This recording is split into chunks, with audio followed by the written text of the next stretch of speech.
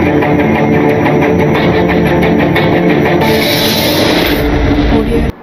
students, welcome to Shanayas Academy. Today we will talk about main சம்பந்தமா முக்கியமான வார்த்தைகள். அதாவது ஒரு கேள்வி கேக்குறாங்கன்னா உங்களுக்கு அதிகமா இது வந்து பாத்தீங்கன்னா group 1ல தான் அதிகமான क्वेश्चंस இந்த மாதிரி முக்கியமான வார்த்தைகள் வச்சு வருவோம். group 2ல வரவே வராது கிடையாது. முக்கியமா ஒரு 10 क्वेश्चंसக்கு ஒரு 2 क्वेश्चंस இந்த மாதிரி கஷ்டமான வார்த்தைகள் இருக்கும். ஆனா அதிகபட்சம் உங்களுக்கு மெயின்ஸ் क्वेश्चनல டைரக்ட் क्वेश्चनா இருக்கும். வாட் இஸ் வாட் அதுதான். போன தடவை என்ன கேட்டிருந்தாங்க அப்படினா ஆல்ரெடி சொன்ன வீடியோவே சொல்லியிருந்தேன். What are the causes for and consequences for honour killing. ஆணவ கொலையோட காரணமும் அதோட விளைவுகள் என்ன? Direct question. அதே மாதிரி போன தடவை group 2 மெயின்ஸ்ல என்ன கேட்டிருந்தாங்க அப்படினா போலி தானியங்கள் என்றால் என்ன? அதோட பொருளாதார முக்கியத்துவம் என்ன? இந்த மாதிரி ஒரு சில क्वेश्चन டைரக்டா தான் இருக்கும். அந்த டைரக்ட் क्वेश्चन எல்லாமே நம்ம ஈஸியா எழுதிடலாம். ஓகேங்களா? அது நமக்கு வந்து எந்தவித கஷ்டம் கிடையாது. என்னன்னு எழுத போறோம், காசு அப்படியே லிஸ்ட் அவுட் பண்ண போறோம், என்ன விளைவுகளை லிஸ்ட் அவுட் பண்ண போறோம், கடைசியா என்னவாது நம்மளுடைய வே ஃபார்வர்ட், அதாவது என்னென்ன முன்னெடுப்புகள் எடுக்கணும் அப்படின்னு சொல்லிட்டு நம்ம எழுத போறோம். இது வந்து நார்மல் क्वेश्चंसக்கு. ஒரு சில क्वेश्चंस வித்தியாசமான வார்த்தை இருக்கு. For example discuss, illustrate, analysis, critically analysis, enumerate இந்த மாதிரி வார்த்தை இருக்கும். அப்போ இந்த மாதிரி ஒவ்வொரு வார்த்தைகளுக்கும் சின்ன சின்ன மீனிங் இருக்கும். ஓகேங்களா? இப்போ illustrate, enumerate இந்த ரெண்டு வார்த்தைகள் ஓரளவுக்கு சிமிலரா இருக்கும். ஆனா மைனூட் டிஃபரன்ஸ் இருக்கும். ஓகே, ஒரு சில வார்த்தைகள் டோட்டலா டிஃபர் ஆகும். critically analysis வேற, discuss வேற. ஓகேங்களா? அப்ப இந்த மாதிரி எந்தெந்த வார்த்தைக்கு என்னென்ன மீனிங் அப்படிங்கிறது இந்த வீடியோ பார்க்க போறோம். நீங்க எழுதும்போது क्वेश्चन எழுதும்போது இந்த வார்த்தை வந்ததுன்னா அப்ப அந்த வார்த்தைக்கு ஏத்த மாதிரி நீங்க क्वेश्चन எழுதணும். நீங்க கேட்டிருக்கிறது வேற, ஆனா பாத்தீங்கன்னா அதுக்கப்புறம் எழுதுறது வேற. பாதி இங்க மெயின்ஸ் எழுதுற நீங்க பாதி பசங்க பாத்தீங்கன்னா யாருமே எல்லாருமே 100% क्वेश्चन புரிஞ்சு எழுதுறதே கிடையாது. எனக்கு தெரியும் இந்த டாபிக் நான் எழுதுறேன் அப்படியே டம்ப் பண்றேன், அவ்வளவுதான். ஓகே, எல்லாருக்குமே எல்லாமே தெரியுறது கிடையாது. நம்மளும் அந்த எல்லாத்துலயும் ஒருத்தம் தான். ஆனா நம்ம என்ன செய்யணும், நம்மளோட தரத்தை வந்து உயர்த்திக்கணும். அப்ப நம்ம என்ன செய்யணும், அந்த ஒவ்வொரு என்ன क्वेश्चन கேட்டிருக்காங்களோ அதை மட்டும் பர்டிகுலரா பார்க்கணும். ஓகேங்களா? அப்போ வார்த்தைகள் ஃபர்ஸ்ட் வார்த்தை பாருங்க. ஹெட்டிங்கை பொறுத்த வரைக்கும் அண்டர்ஸ்டாண்டிங் மெயின்ஸ் கீவேர்ட்ஸ். என்னென்ன கீவேர்ட் கேட்கறாங்களோ அதை மட்டும் பார்க்க போறோம். ஃபர்ஸ்ட் எனுமரேட் அப்படின்னு கேட்கறாங்க. ஓகே, இந்த வார்த்தை எனுமரேட்னு கேட்கலாம் அல்லது லிஸ்ட் அவுட் அப்படின்னு சொல்லிட்டு கூட சொல்லலாம். ரெண்டும் ஒண்ணுதான். ஓகே, எனுமரேட் சொன்னாலும் ஓகே, லிஸ்ட் அவுட் அப்படின்னு கேட்டாலும் ஓகே தான். அதிகபட்சம் லிஸ்ட் அவுட் வரும், ஒரு சில எனுமரேட் வரும். அப்போ எனுமரேட் கேட்டாங்கன்னா நீங்க என்ன பண்ணணும் கொஸ்டின்ல? ஓகேங்களா? For example enumerate the national education policy, அல்லது என்ன சொல்றாங்க எனுமரேட் அப்படின்னு தமிழ்நாடு அக்ரிகல்ச்சர் பட்ஜெட் கேட்கிறாங்களா? அப்போ இந்த மாதிரி கேட்டாங்கன்னா ஜஸ்ட் நீங்க என்ன செய்யணும் அப்படின்னா just list down the points, no need to explain. அவ்வளவுதான். நீங்க என்ன பாயிண்ட் இருக்குதோ அதை அப்படியே லிஸ்ட் அவுட் பண்ணா மட்டுமே போதும். நீங்க எங்கேயுமே எக்ஸ்பிளைன் பண்ண வேண்டிய தேவையில்லை. நல்லா ஞாபகம் வச்சுக்கோங்க. லிஸ்ட் அவுட் அண்ட் எனுமரேட் அப்படின்னா நீங்க ஜஸ்ட் லிஸ்ட் அவுட் அப்படியே தொடரா எழுதினா பாயிண்ட் பண்ண எழுதினா போதும். இங்க எங்கேயுமே நீங்க பேராகிராஃப் கொடுத்து அதை டிஃபைன் பண்ணி எக்ஸ்பிளைன் பண்ண வேண்டிய தேவையில்லை. ஓகேங்களா? அதுதான் இந்த பாயிண்ட் சொல்ல வரேன். நெக்ஸ்ட் அப்ப enumerate, list out. Next narrate. இது ஆல்ரெடி நான் வீடியோல சொல்லியிருந்தேன். ஒரு சில क्वेश्चनல நரேட் அப்படின்னு கேட்பாங்க. நரேட் அப்படின்னு என்னன்னா ஃபாலோ த chronological order, ஒரு சீக்வன்ஸ், ஒரு டைம் லைன் வந்து ஃபாலோ பண்ணி, அதுதான் நரேட் அப்படிங்கிற வார்த்தையை வந்து மென்ஷன் பண்றாங்க. ஓகே, இப்போ நரேட்னா காலத்தொடர் வரிசையை வந்து ஃபாலோ பண்ணிக்கணும். Next define. இதெல்லாம் ஓபன் क्वेश्चन. அதிகமான क्वेश्चन இப்படி தான் வரும். அதான் நான் சொன்னேன்ல, டிஃபைன் த சூடோ கிரியல்ஸ் அப்படின்னு கேட்டாங்க. என்னது போலி தானியங்கள் என்றால் என்ன அப்படிதான் கேட்பாங்க. அப்போ ஒரு சில விஷயங்களை டைரக்டா டிஃபைன் பண்ண சொல்லுவாங்க. இது ஈஸி क्वेश्चन தான், ஆனா எப்படி டிஃபைன் பண்ணணும் அதுதான் சொல்லுவாங்க. டிஃபைன்னா மேக் எ ஃபார்மல் டெஃபினிஷன். இது ரொம்ப ரொம்ப ரொம்ப முக்கியமான. Make a formal definition of the given terms and keywords. அப்போ என்ன சார் ஃபார்மல் டெஃபினிஷன் இதான் கொடுக்கலாம். ஃபார் எக்ஸாம்பிள் இப்போ ஊழல் அப்படிங்கிறதுக்கு டெஃபினிஷன் நான் ஒன்று கொடுப்பேன், நீங்க ஒன்று சொல்லலாம், இன்னொருத்தர் ஒன்று சொல்லலாம், ப்ரொஃபசர்ஸ் ஏதாவது சொல்லலாம். அப்போ ஊழலுடைய பாயிண்ட்டுக்கு டெஃபினிஷன் ஒவ்வொருத்தவங்க ஒவ்வொருடைய பாயிண்ட் ஆஃப் வியூ கொடுக்கலாம். ஆனா நம்ம அதை எழுதக்கூடாது. எக்ஸாம்ல அதை எழுதவே கூடாது. உங்களோட ஓன் பாயிண்ட் ஆஃப் வியூ எப்பவுமே எழுதாதுங்க. டெஃபினிஷனை பொறுத்த வரைக்கும் ஃபார்மல் டெஃபினிஷன் ஒன்று இருக்கும். ஓகே, அதிகபட்ச டெஃபினிஷன் நீங்க எங்க இருந்து நீங்க வந்து காப்பி பண்ணலாம் அப்படி வந்தீங்கன்னா ஃபேமஸா ஒரு சில வெப்சைட்ல இருந்து காப்பி பண்ணுங்க. ஃபார் எக்ஸாம்பிள் நீங்க ஏதாவது டிசீஸ் சம்பந்தமாவோ, சயின்ஸ் அண்ட் டெக் சம்பந்தமாகவோ, சுகாதாரம் சம்பந்தமாகவோ ஏதாவது டெஃபினிஷன் தேவைப்பட்டா நீங்க எந்த வெப்சைட்ல போய் அனலைஸ் பண்ணலாம்னா WHO, வேர்ல்டு ஹெல்த் ஆர்கனைசேஷன், உலக சுகாதார நிறுவனம், அந்த நிறுவனத்தோடைய டெஃபினிஷனை எடுத்து ஒரு வார்த்தைக்கு டெஃபினிஷன் எடுத்து நீங்க அதை மென்ஷன் பண்ணலாம். வேற என்னது வேர்ல்டு பேங்க். ஓகேங்களா? அதுக்கப்புறம் நிதி ஆயோக். அதுக்கப்புறம் நிறைய குற்றச்சம்பவங்களுக்கு என்ன செய்திருப்பாங்கன்னா, அதாவது ஃபார் எக்ஸாம்பிள் ஹானர் கில்லிங்னா என்ன டெஃபினிஷன், ரேப்னா என்ன டெஃபினிஷன், இந்த மாதிரி ஒரு சில குற்றச்சம்பவங்களுக்கு என்ன டெஃபினிஷன் சொல்லிட்டு இந்தியாவில் இருக்கக்கூடிய லா கமிஷன் லா கமிஷன் அவங்களுடைய ரிப்போர்ட்ல ஏகப்பட்ட இடங்கள்ல ஏகப்பட்ட டெஃபினிஷன் கொடுத்துருப்பாங்க. அப்போ டெஃபினிஷன் எடுக்கும்போது ஒரு ஃபார்மலா ஒரு இன்ஸ்டிடியூஷன் இருந்தோ அல்லது ஒரு ஃபார்மல் டெஃபினிஷன் எடுத்தீங்கன்னா ரொம்ப நல்லா இருக்கும். அதுதான் இங்க டெஃபினிஷன் சொல்லும் போது எல்லாருமே டிஃபைன் பண்ணிடலாம். ஆனா ஃபார்மல் டெஃபினிஷன் போது ரொம்ப ரொம்ப கஷ்டம். அது ஞாபகம் வச்சுக்கோங்க. அடுத்து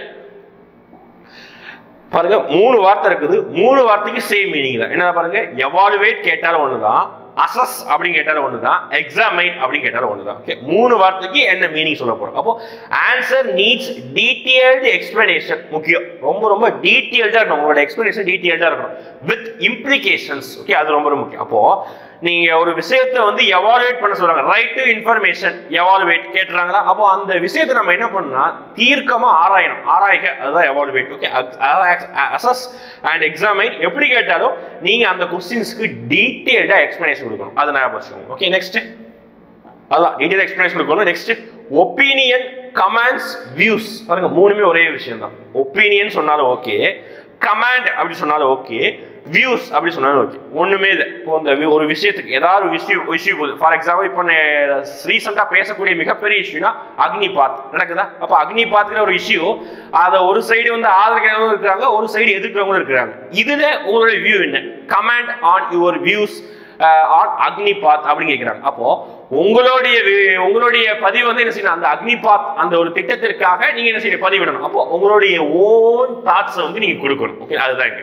அப்போ ஒப்பீனியன் கேட்டாலும் சரி, கமெண்ட் சொன்னாலும் சரி, வியூஸ் அப்படின்னு சொன்னாலும் சரி. ஓகேங்களா, answer needs your own thoughts on particular issue. ஓகேங்களா, ஆன்சரை நீங்க தெளிவா ஒரு இஷ்யூக்காக, ஒரு பர்டிகுலர் இஷ்யூக்காக தெளிவா கொடுக்கணும். Your own thoughts. நல்லா ஞாபகம், உங்களோட சொந்த கருத்தை கொடுக்கலாம். அப்ப என்னோட சொந்த கருத்து கொடுக்கணும். எனக்கு அக்னிபாத் வந்து எனக்கு பிடிக்கல சார், என்னோட தம்பி வந்து அக்னிபாத் மூலமாக என்னால அவனால வேலைக்கு போக முடியாது அப்படின்னா நீங்க அக்னிபாத் ஸ்கீமுக்கு எதிராகவே நீங்க எழுதக்கூடாது. எப்பவுமே நீங்க ஒரு கவர்மெண்ட் அதிகாரியா மாற போறீங்க. அதை ஞாபகம் வச்சுக்கணும். நீங்க அரசு அதிகாரியா மாற போறதுனால நீங்க இப்பவே உங்களை நீங்க அரசு அதிகாரியா திங்க் பண்ணிக்கணும். அதுதான் இங்க. ஓகே, நான் இப்பவே அதுவா மாறுறேன் அப்படின்னா நீங்க என்ன பண்ணணும், இப்ப எழுதுற பாயிண்ட்ஸ் மேக்ஸிமம் பாயிண்ட்ஸ் என்ன பண்ணணும்னா நீங்க கவர்மெண்ட் சைடு ஆதரவாவே எழுதணும். அப்படி ஆதரவா எழுதும் போதுதான் உங்களுக்கு மார்க்ஸ் வந்து போடப்படும். நீங்க அகைன்ஸ்டா இப்பவே நீங்க வந்து கவர்மெண்ட் அதிகாரி ஆகிறதுக்கு முன்னாடியே ஆன்டி இண்டியன் மாதிரி தான் நீங்க எழுதுனீங்கன்னா உங்களுக்கு மார்க்ஸ் எக்ஸ்ட்ரா கிடைக்காது. அதோட ஒரு நெகட்டிவ் ரியாக்ஷன் உண்டு பண்ணும். ஓகே, அங்க எவாலுவேட் பண்றவங்க அதுக்கேற்ற மாதிரி தான் இருப்பாங்க. அதனால தான் சொல்றேன். ஓகே, அப்போ ஒரு ஓன் டாஸ்க் கொடுக்கலாம், ஆனா பி பாசிட்டிவ். அது ஞாபகம் வச்சுக்கோங்க. கவர்மெண்ட் என்ன கொண்டு வந்தாலும் அதுக்கு சாதகமாவே எழுதுங்க, சாதகமாவே பேசுங்க. இன்டர்வியூ முதற்கொண்டு நான் சொல்றேன், அது எவ்வளவு மோசமான ஸ்கீமா இருந்தாலும் சரி, நீங்க ஃபர்ஸ்ட் சாதகமா பேசுங்க. சாதகமா பேசிட்டு அதுக்கப்புறம் இது ஒரு சில விஷயங்கள் திருத்திருக்கலாம். 21 வயசுங்கிறது 25 கொடுக்கலாம், 11 லட்சங்கிறது 25 லட்சமா கொடுக்கலாம். இந்த மாதிரி வேற ஏதாவது விஷயம் சொல்லலாம். ஓகேங்களா, எடுத்த எடுப்புல எனக்கு அந்த ஸ்கீம் வந்து எதிரியான ஸ்கீம் அப்படிங்கிற மாதிரி பார்க்க கூடாது. ஓகே, அப்போ ஒரு ஓன் டாஸ்க் கொடுக்கலாம், ஆனா பி பாசிட்டிவ். பாசிட்டிவா மட்டும் கொடுங்க. ஓகேங்களா, நெக்ஸ்ட் பாருங்க, இதுவும் சேம் ஒரே வார்த்தை தான், டிஃபரெண்டா கேட்பாங்க. பர்பஸ், கோல், அப்ஜெக்டிவ், டார்கெட், இது எல்லாமே ஒரே மீனிங். உங்களுக்கே தெரியும்.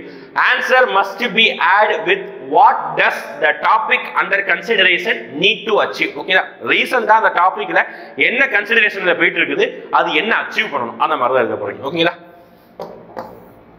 நெக்ஸ்ட் இந்த வார்த்தை எப்படி ஒரு கொஸ்டின் வந்துடும், 10 அல்லது 12 கொஸ்டின் ஒரு கொஸ்டின் கம்பல்சரியா இருக்க வாய்ப்பு இருக்குது. அனலைசிஸ், இதுவே ஒரு வார்த்தை என்ன இருக்கும், கிரிட்டிக்கலி அனலைசிஸ் கேட்பதற்கு வாய்ப்பு இருக்கு. ஃபர்ஸ்ட் ஆஃப் ஆல் அனலைசிஸ்னா என்ன பாருங்க.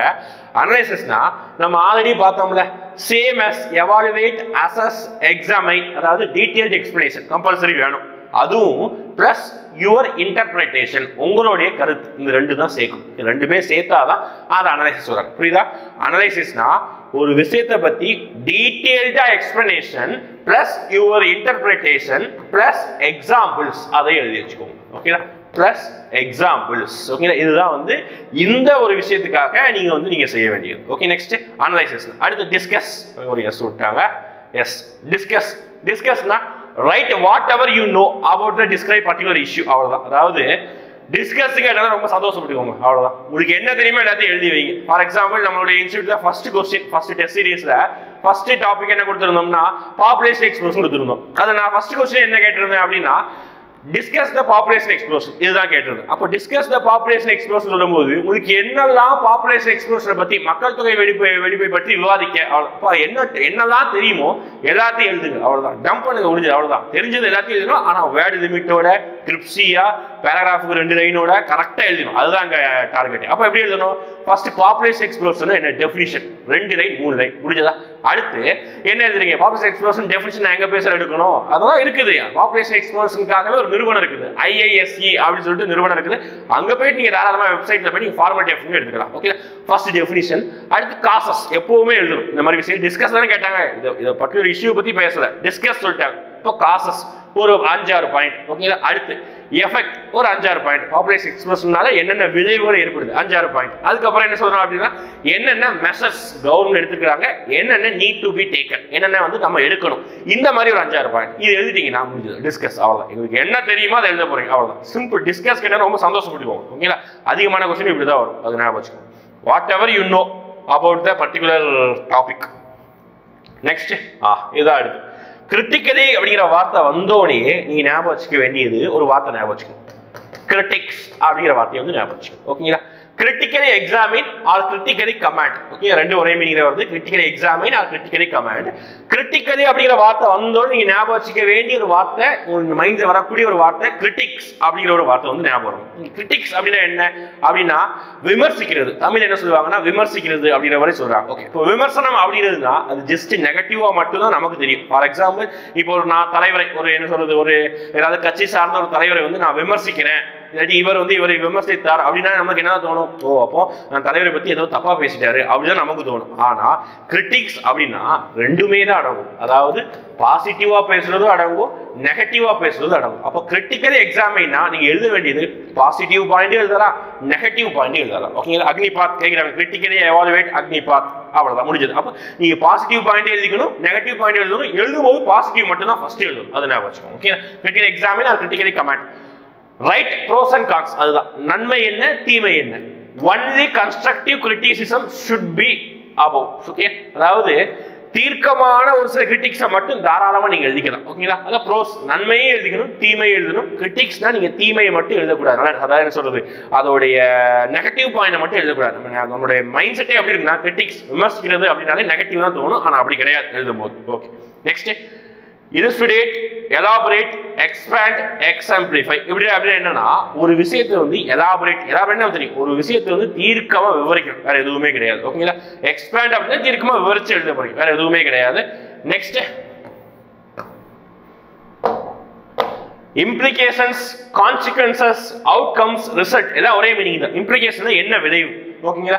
கான்சிக்வன்சஸ் அது என்ன விளைவுகள், அவுட்கம் அப்படிங்கிறப்போ அதுக்கு என்ன பிரதிபலனா இருந்தது, அதுக்கு ரிசல்ட்னா என்ன வந்து வெளியே வந்தது, அவ்வளவுதான். இந்த மாதிரி என்ன இது கேட்டாலும் தமிழ் எடுத்து பார்த்தீங்கன்னா எல்லாத்துக்கும் ஒரு சில வார்த்தைக்கு ஒரே மாதிரி தான் இருக்கும். ஆனா இங்கிலீஷை பொறுத்த வரைக்கும் வார்த்தைகள் வந்து மாறும். Okay, write all possible scenarios and impact due to implementation. ஒரு ஸ்கீமை இம்ப்ளிமெண்டேஷன் பண்றதுனால என்னென்ன கான்சிக்வன்ஸ் நடந்தது அதுதான் எழுத போறீங்க.